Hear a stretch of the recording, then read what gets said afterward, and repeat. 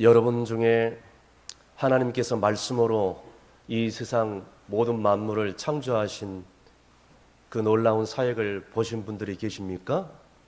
아마도 한 분도 안 계실 것입니다. 하나님의 창조 사역을 직접 본 인간들은 이 세상에 아무도 없다는 것이죠. 그런데 우리 하나님의 그 창조 사역을 우리가 어떻게 알 수가 있겠습니까? 오직 믿음으로. 동의하시면 아멘 하시길 바랍니다. 여러분, 이 믿음이 우리를 살게 합니다. 오직 이 믿음으로 우리는 천국에 갈 수 있습니다.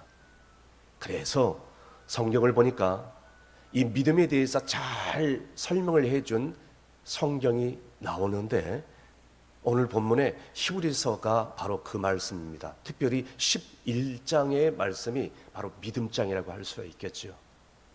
자, 그렇다면 이 히브리서 11장이 믿음장인데, 그러면 이 믿음, 어떤 믿음을 가져야 되는가? 우리가 신앙생활하면서 어떤 믿음의 삶을 살아야 되는 건지 오늘 말씀을 살펴보기를 원하는데요. 첫 번째는 구원의 믿음이 상당히 중요하다고 말씀을 하고 있습니다. 오늘 본문 말씀 가운데 11장 1절 상반절에는 이렇게 나와 있습니다.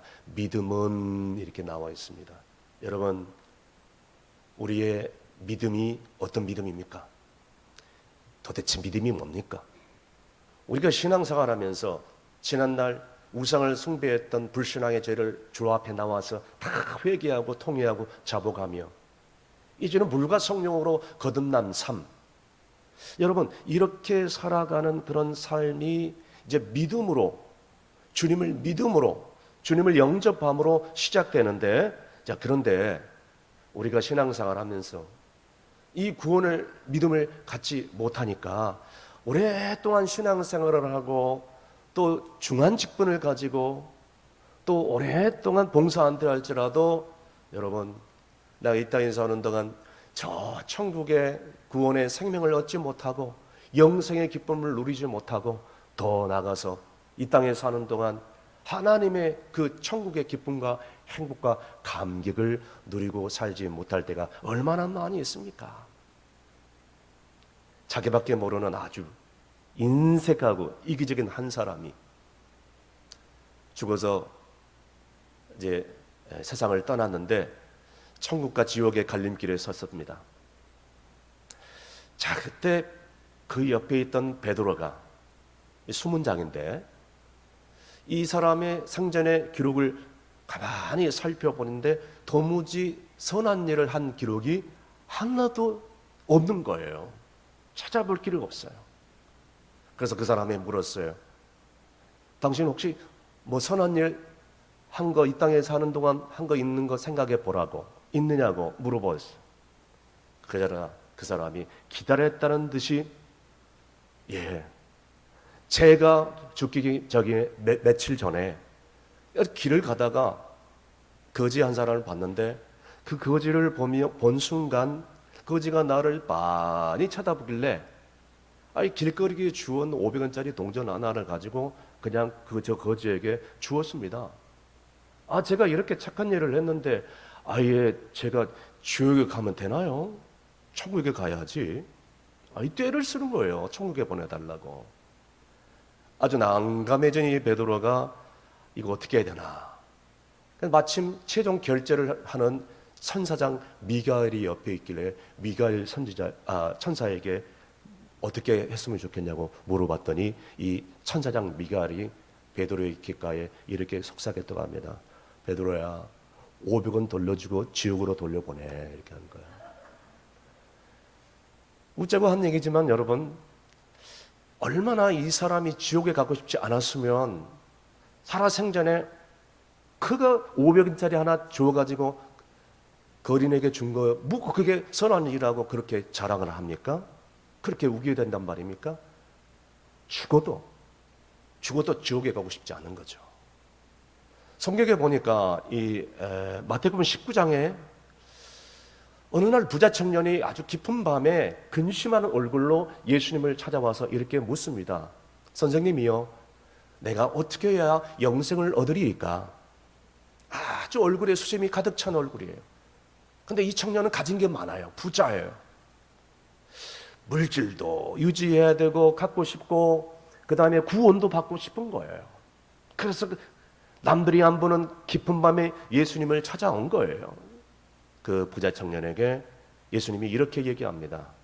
내 소유를 팔아 가난한 자들에게 주고 그 다음에 나를 따르라. 그 얘기를 듣는 순간 이 부자 청년의 얼굴이 더욱더 근심으로 가득 차고 결국에는 주님의 말을 듣지 못하고 성경에 보니까 아주 근심에 차여서 그냥 돌아갔더라라고 얘기를 나와 있습니다. 너무너무 안타까운 거예요. 너무 불쌍한 거예요. 여러분 신약 성경에 산상수훈의 말씀에도 나와 있는데 신약 성경을 마태복음부터 쭉 읽어보면 이러한 예들이 아주 많이 나와 있는데요. 예수님께서 3년 반 동안 공생에 시작하는 순간부터 마치는 순간까지 얼마나 많은 사람들에게 하나님의 말씀을 전했습니까? 그런데 중요한 것은요, 수많은 사람들에게 말씀을 전했는데도 어떤 사람들은 믿는 사람들이 있는가 하면 어떤 사람들은 아예 귀를 닫아버리고 믿지 않는 사람들도 생겨났더라는 거예요. 그들이 예수님의 말씀을 듣고 이 믿음을 가질 수 없었던 결정적인 이유가 뭐냐? 성경을 가만히 살펴보니까 돈도 가져야 돼, 구원도 받아야 돼, 이것도 가져야 되고, 그렇다고 또 지옥 가고 싶지 않고 천국에 가고 싶고.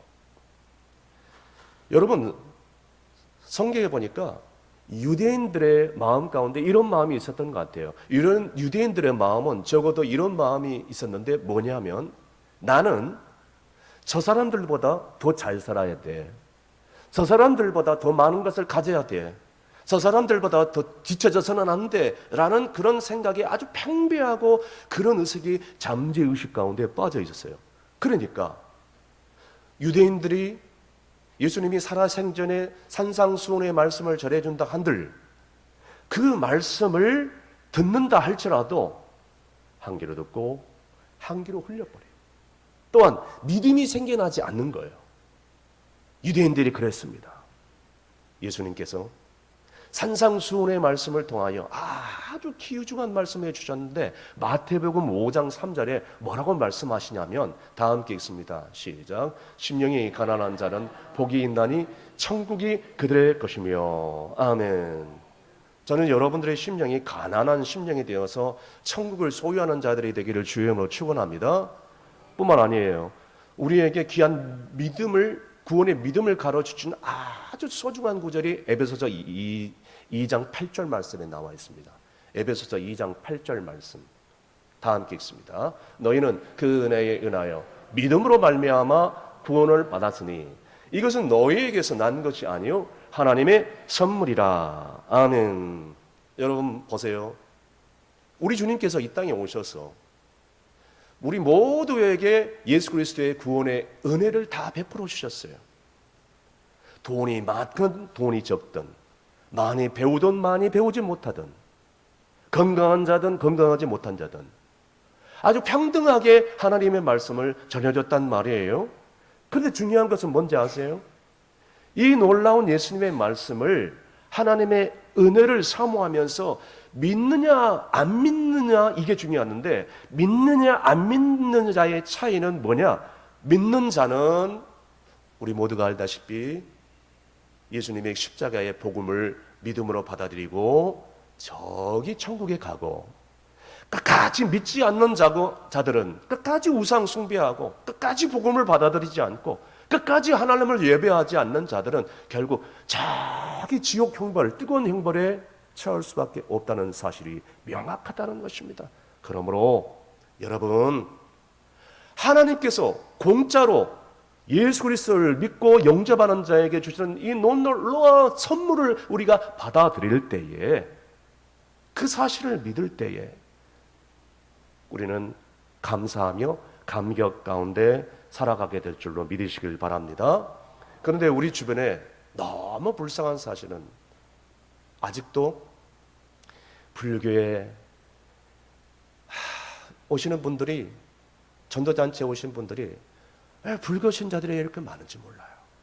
도교에 빠지고, 그 다음에 힌두교에 빠지고, 이슬람, 외국인 노동자들이 많다 보니까 이 복음을 받아들이기가 너무 쉽지가 않아요. 뿐만 아니라 모든 종교를 믿으면 구원에 이른다, 천국에 간다는 종교다운지를 믿는 사람들이 얼마나 많은지 몰라요. 그리고 더 나아가서 심지어는 우리 종교 집단에 들어와야, 계시록 14장에 14만 4천 명 안에 들어와야 그래야 천국에 갈 수 있고 구원받을 수 있다는 이 헛된 거짓 진리를 퍼뜨리고 있는 신천지, 여호와 증인, 통일교, 여러분 저 우신 아파트 상가 그 맞은편에 비가 오나 눈이나 바람이 부나 구원받을 보십시오. 책을 나열하고 티켓을 들고 오늘도 이렇게 자들이 종교들을 그렇게 홍보하고 있지 않습니까? 참 부지런해요. 사랑하는 성도들은 뿐만 아닙니다. 이제 교회에 와서 신앙생활을 하는데 구약의 율법을 다 믿어야 된다고 생각하는 율법주의에 빠지는 사람들도 있고요. 이 은사 저 은사 받아야 구원을 얻고 하나님의 나라에 갈 수 있다는 그런 신비주의에 빠져 있는 사람들도 있고요. 또 뭐 이런저런 사람들이 얼마나 많은지 몰라요. 그런데 여러분, 성경의 어디를 둘러봐도 인간이 뭘 해서 구원을 얻는다는 구절은 단 한 구절도 찾을 수가 없어요. 오직 예수 그리스도의 그 은혜로 말미암아 우리가 구원을 얻는다는 사실을 여러분 믿으신 분들은 큰 소리로 아멘 하시길 바랍니다. 그렇습니다. 그 사실을 믿음으로 받아들이면 하나님의 은혜가 내게 임하여 영원한 생명을 얻게 되고 하나님 말씀 속에 살다 보니까 우리는 천국의 놀라운 은혜를 걷게 되고 그리고 이 세상에 살면서 하나님의 나라의 행복과 기쁨과 감격 가운데 살게 되는 줄로 믿으시길 바랍니다. 첫 번째는 구원의 믿음을 가져야 되는 것이 상당히 중요하죠. 두 번째는 기적의 믿음을 가져야 되는 게 이것 또한 중요합니다. 자, 그래서 오늘 본문에 히브리서 11장 1절에서 2절까지 이런 말씀을 기록되고 있습니다. 다 함께 읽습니다. 믿음은 바라는 것들의 실상이요 보이지 않는 것들의 증거니 선진들이 이로써 증거를 얻었느니라. 아멘. 여러분, 우리가 구원의 믿음을 가지고 세상을 살아갈 때 우리의 삶 가운데 필요한 건 이것인데요. 그것은 뭐냐? 믿음도 똑같은 믿음이 아니에요. 믿음도 다양하거든요. 구원의 믿음 가진 것도 중요하지만 기적의 믿음을 갖는 것도 너무나도 중요하다. 이 기적의 믿음을 갖고 살아간다면 우리는 방금 우리가 읽은 말씀에 있는 것처럼 우리가 바라는 것들의 실상을 내 삶 가운데 체험하게 돼요. 더 나아가서 우리가 이 믿음의 체험을 하게 되잖아요. 그러니까 우리의 입술에서 막 간증들이 쏟아 나와요. 바라는 것들의 실상이요 보이지 못하는 것들의 증거가 우리의 삶 가운데 간증으로 매 순간순간마다 터져나요. 지금 다니엘 기도하고 있잖아요. 이 다니엘 기도에 얼마나 수많은 은혜스러운 간증들이 나오는지 몰라요. 평신도들이 그 하나님의 사랑을 체험하니까 견딜 수 없는 거예요. 그러니까 수많은 민족과 열방 앞에 그 영상으로 간증들을 하면서 듣는 우리로 하여금 은혜에 빠질 수밖에 없다는 것입니다. 그래서 여러분, 지난날에 믿음의 선조들이 그 믿음을 가지고 살아가는 증거를 얻었다라고 지금 성경을 기록하고 있는 것이에요. 계속해서 성경을 보니까요, 5절에 보니까 5절 6절에 보니까 아벨을 보십시오. 아벨을 최초 순교자 아벨 아니겠습니까? 형 가인이 돌로 쳐서 죽여버린 그 아벨, 이 순교자를 위시하여 계속해서 읽어보면 죽음을 보지 않고 하나님 나라에 들어갔던 에녹에 이르기까지 계속해서 수많은 믿음의 선진들의 삶이 11장 1절부터 마지막 절까지 쫙 증거되고 있다는 거예요. 여러분, 이 믿음의 선진들, 이 믿음의 선배들이 그렇게 성경을 통하여 우리의 삶 속에서 증거를 하고 간증을 하고 있음을 우리는 이 말씀을 통해서 우리는 알 수 있어야 된다는 것이죠. 저기 서울에 아주 유명한 이동원 목사님 뒤를 이어서 지구촌 교회를 담임한 우리 진재영 목사님이 쓴 베스트셀러 기적에 살다라는 책이 있습니다. 그 책을 읽어보면 그 수많은 기적들이 기록되고 있는데 이 기적에 살다의 책의 핵심은 바로 이거예요. 예수를 믿고 하나님의 자녀가 되는 순간 우리는 수많은 기적들 가운데 쌓여 살아가는데 수많은 사람들이 이 놀라운 기적을 잊어버리고 또 알지 못해서 방황하고 있다는 거예요. 그래서 이 진지영 목사님이 이 책에 13가지의 그 은혜스러운 기적의 말씀을 기록을 하고 있어요. 그리스도의 모든 삶이 기적이라고 지금 얘기를 하고 있는 거예요. 어떤 기적일까요? 오늘 이 예배 자리에 나온 것도 기적 아니겠어요? 동의하시면 아멘. 구원을 얻는 것도 기적인 줄로 믿습니다. 찬양을 부르는 것도 기적인 줄로 믿습니다. 나 같은 죄인을 하나님의 자녀 삼아주신 것도 기적인 줄로 믿습니다. 나 같은 죄인을 하나님의 직분 주신 것도 기적인 줄로 믿습니다. 십자가를 믿는 것, 하나님의 사랑을 믿는 것 자체도 기적인 줄로 믿으시길 바랍니다. 이런 기타 등등의 모든 삶 가운데 이루어지는 것들이 기적이야. 이 기적이 이루어지고 있는데, 그런데 우리는 이런 기적의 믿음을 갖지 못하기 때문에 이 험한 세상에 살면서 쉽게 낙심하고 쉽게 의심하고 쉽게 쓰러지고 쉽게 쓰러져서 일어나지 못하고 하나님의 기적을 체험하지 못하고 살고 있다는 거예요. 여러분, 성경에 보니까 수많은 기적들이 기록되고 있습니다.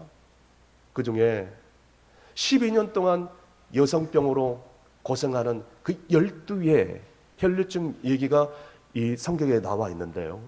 여러분이 알다시피 이 여성들이 겪는 이 혈류증 병은 너무나도 고통스러운 거예요. 수치스러운 거예요. 아예 그냥 사회의 낙오자로 지키고 가정으로부터 격리될 수밖에 없는 거예요.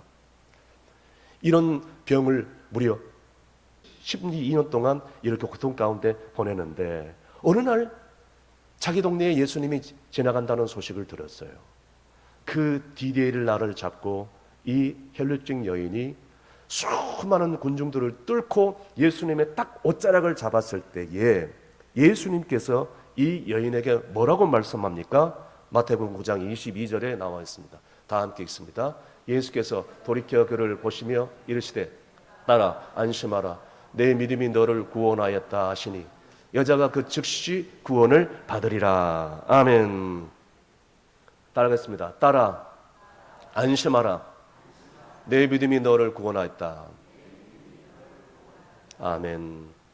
여러분, 적어도 이런 기적의 믿음을 우리가 갖는다면 이 여인처럼 우리는 이 땅에서 이 기적을 이루지 못할 일이 뭐가 있겠습니까?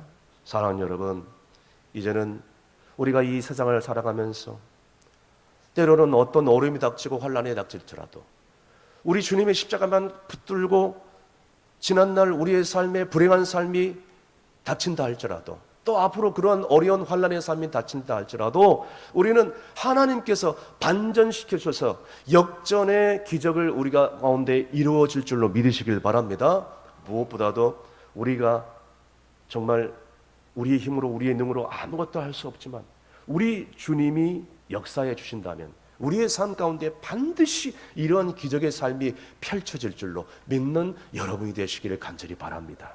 마지막으로 히브리서 11장 6절에 소망의 믿음이 소개되고 있습니다. 다 함께 읽습니다. 믿음이 없이는 하나님을 기쁘시게 하지 못하나니 하나님을 나아가는 자는 반드시 그가 계신 것과 또한 그가 자기를 찾는 자들에게 상 주시는 이심을 믿어야 할지니라. 아멘.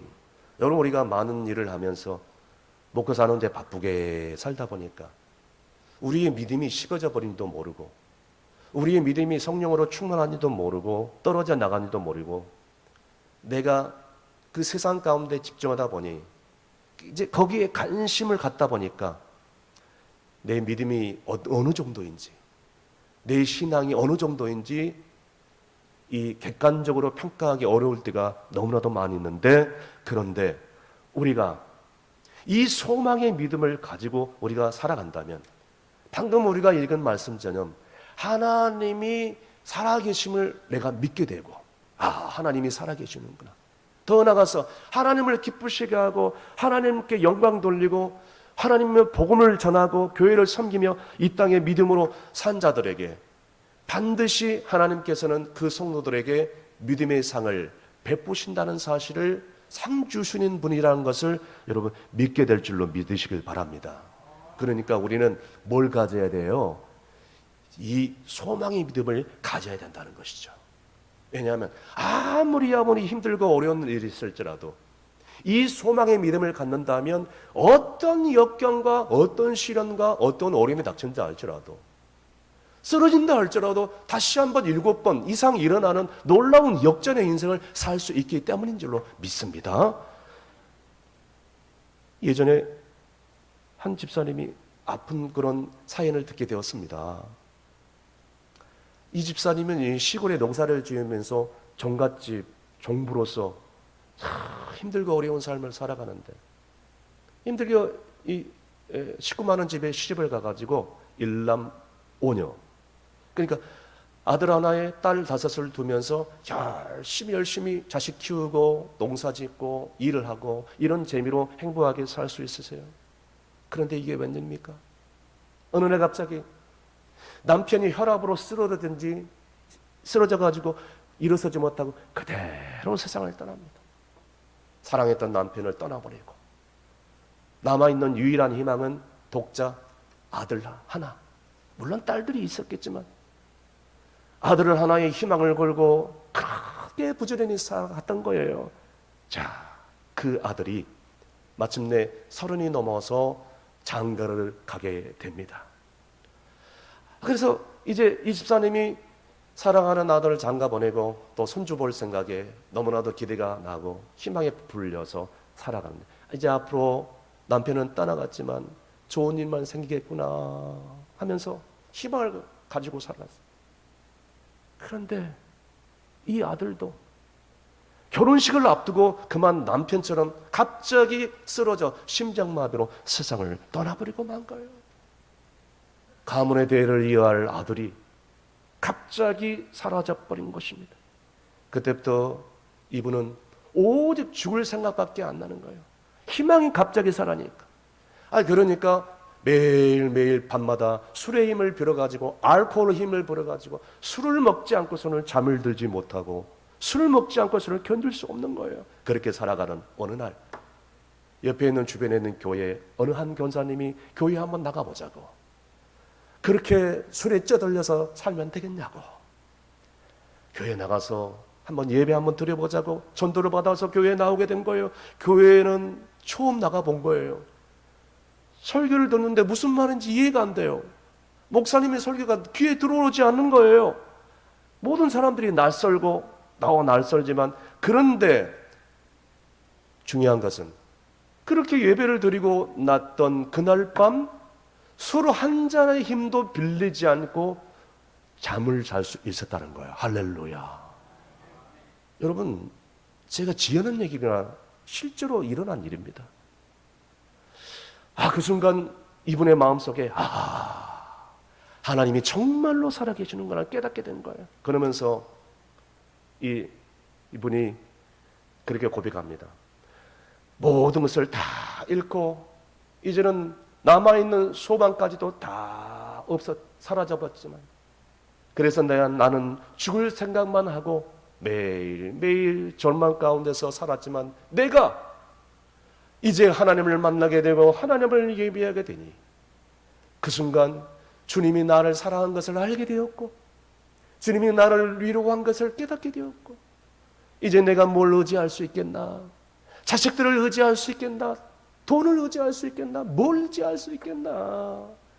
내가 남은 생의 소망은 단 하나, 나를 살리려 주신 하나님 한 분밖에 없구나.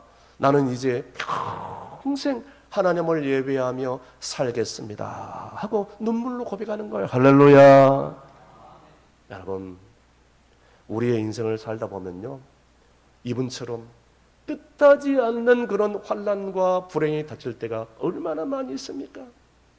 여러분 생각해 보세요. 엊그저께 어린 시절을 같았어요. 그래서 그냥 뛰어놀고 있었던 아동 시절 지나가요. 또 질풍노도의 시기, 청소년 시기도 후딱 지나가요. 또 이제 대학 들어가니까 또 공부하고 졸업하고 나니까 취업해야 돼요. 청년 시기도 또 지나가요.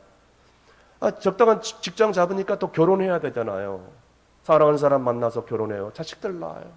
근데 어느 날 보니까 자식들이 그렇게 훌쩍 커가지고 시집장가가고 출가하고 다 떠나버리고 이제 남아있어요. 나만 홀라 남아있어요. 야, 사랑하는 사람 자식들도 한순간에 다 떠나가는 거예요. 여러분, 우리의 인생이 이렇게 빨리 지나갑니다. 그러니까 뭐예요? 앞으로 남아있는 삶이 지나온 삶보다 계산해 보니까 더 짧은 거예요. 쉽게 말해서 우리는 D-Day, 종말을 짧은 시간에 점점 줄어들고 있는 그 D-Day 마지막 시간을 가서 지금 가고 있는 거예요. 언제 하나님이 나를 부를지 몰라요. 그런데 중요한 것은 뭔지 아세요? 그 남아있는 시간이 살아온 시간보다 너무너무 짧다는 거예요. 그래서 시편 기자 다윗은 시편의 39편 4절에서 7절에 이런 고백을 한 거예요. 다 함께 읽습니다. 시작. 여호와여 나의 종말과 연한이 언제까지인지 알게 하사 내가 나의 연약함을 알게 하소서. 주께서 나의 날을 한 뼘같이 만큼 되게 하시며 나의 일생 아주 앞에서 없는 것 같사오니 사람은 그가 든든히 서 있는 때에도 진실로 모두가 허사뿐이니이다. 셀라. 진실로 각 사람은 그림자같이 다니고 헛된 일로 서론하며 재물을 쌓았나 누가 거둘지는 알지 못하니이다. 주여 이제 내가 무엇을 바라리요? 나의 소망은 주께 있나이다. 아멘. 함께 따라 하시겠습니다. 주여 이제 내가 무엇을 바라리요? 나의 소망은 주께 있나이다. 옆에 있는 분들 환하게 축복해 주십시오. 우리의 소망은 하나님께 있습니다. 시작. 할렐루야. 다윗의 이런 진실한 고백이 여러분의 고백이 되기를 주의 이름으로 축원합니다. 오 주여 내가 무엇을 바라리이까? 나의 소망은 오직 주께 있나이다. 여러분 이 고백 정말로 진실한 고백, 이 고백을 통해서 우리는 날마다 주님의 십자가 사랑 앞에서 깨어지고 부서지고 낮아지고 겸손하게 죽어줄 수 있기를 주의 이름으로 축원합니다. 거기서 그 성도는 소망의 믿음이 새롭게 생겨나고 어떤 시험과 환난이 올지라도 우리의 영생을 통해서 그 믿음이 있으니 남은 생에 하나님의 영광을 드러내고 나를 통해서 하나님의 나라가 확장되고 하나님의 손에 붙들림 바 되어서 내 가정이 변하고 내 섬기는 공동체가 새로워지고 뿐만 아니라 나의 살아있는 여생 동안에 그리고 뿐만 아니라 내 남아있는 자자손손들에게 하나님의 놀라운 이 소망의 믿음이 축복이 넘치게 될 줄로 믿으시길 바랍니다.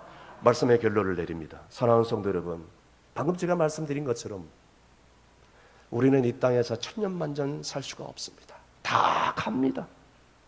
그런데 중요한 것은 우리가 이 땅에 살아있는 동안 천국의 구원의 믿음을 가지고 그리고 또 기적의 믿음을 믿으면서 어떤 환난과 고통이 온다 할지라도 이 소망의 믿음을 가운데 살아갈 수만 있다면 우리의 인생은 이제는 고난과 역공 속에서도 그대로 쓰러지지 않고 쓰러진다 한들 다시 한번 일어나서 이 땅에 사는 동안 천국과 기쁨과 행복을 누리게 될 줄로 믿으시길 바랍니다. 뿐만 아니라 마지막 남은 생의 사명을 감당하고 하나님의 일 위하여 크게 영광 돌리는 우리 모두가 되시기를 주님으로 축원드립니다.